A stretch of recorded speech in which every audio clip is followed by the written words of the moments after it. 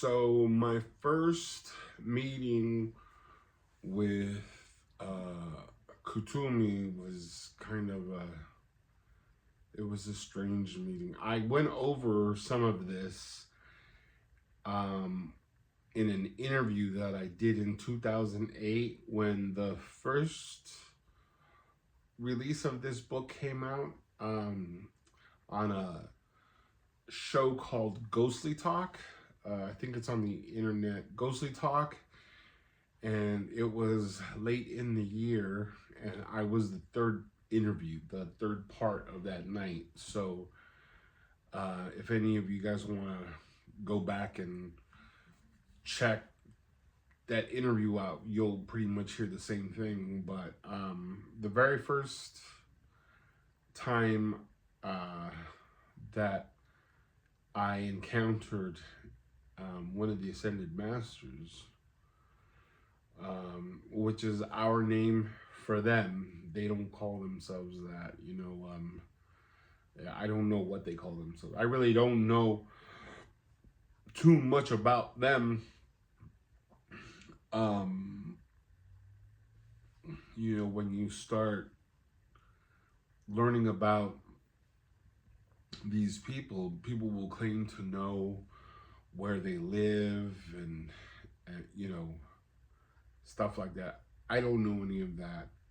It's difficult for me to believe any of it. But like I said, this was my first encounter with one of the teachers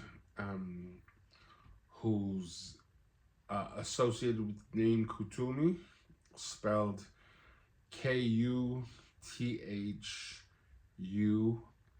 as in mother, and then Kutumi.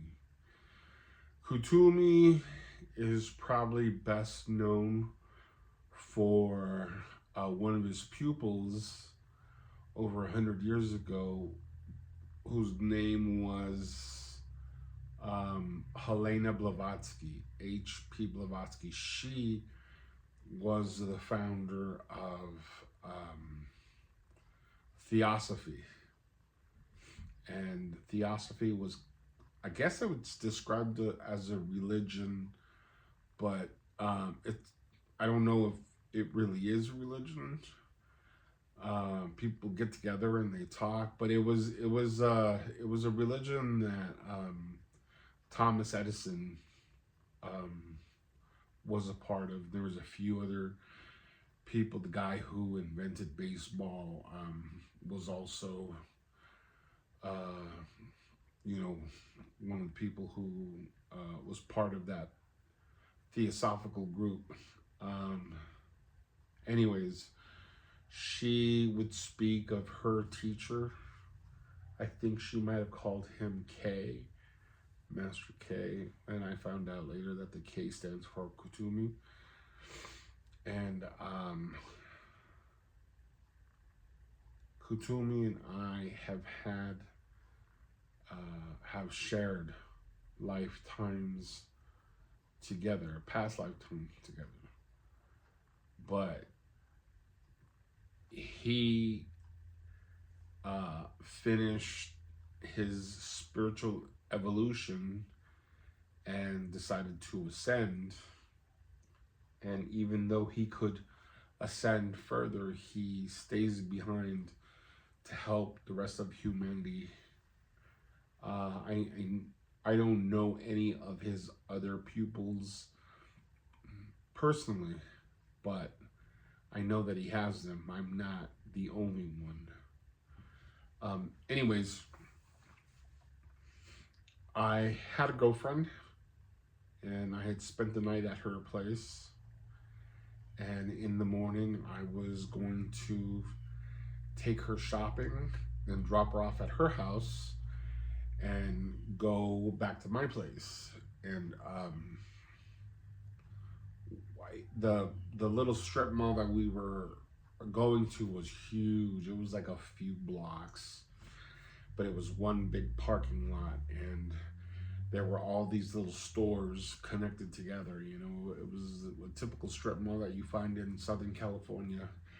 And one of the other things that you find in Southern California are A lot of people making a living selling things out on the street and in parking lots. Well, it was early in the morning. There were other cars, but there weren't that many. And I pulled into a parking space, and I got out of the car. She got out of the car, and I noticed this guy looking at me.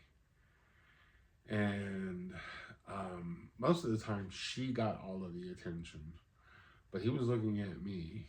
And as we were walking towards the store, I could see him where he was, and he was walking in the direction of the store so he could catch up to us. And he had some books, which was different from what other people sold. Some people sell pillows, some people sell blankets. He was selling these children's books, and he was asking $5 for both of them. Well, at that point in time, $5 was all I had, and it was a few more days till payday.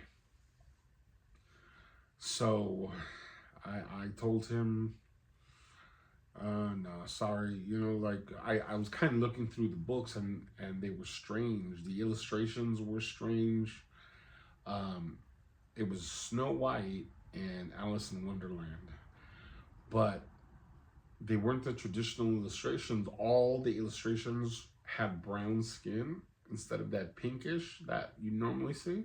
And they all had slanted eyes. I had never seen books like that before. And to this day, I haven't seen them. But anyways, I thought, if I buy them and I give them away, the kids aren't really going to want them, because they're not the traditional illustrations. So I gave it back to him, and I said, no, thank you. And what caught my attention was he said, are you sure?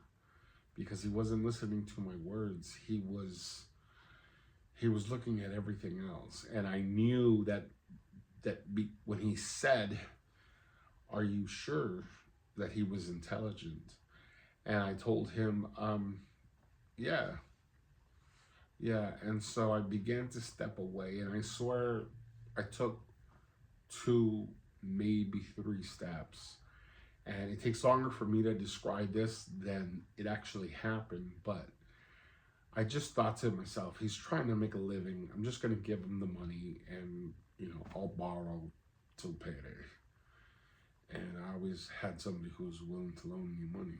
And so I took like 2 steps, and I turned around to give the guy the money, and he was completely gone. And I mean, we've seen those things in movies, where you're standing on one side of the street and the other person's on the other side of the street, and buses cross, and then all of a sudden that other person isn't there. This was like that. I turned around and he wasn't there anymore. And I had never experienced that, but I knew I knew at that moment, not that I had been dealing with a ghost, but I had most likely come across one of these ascended masters.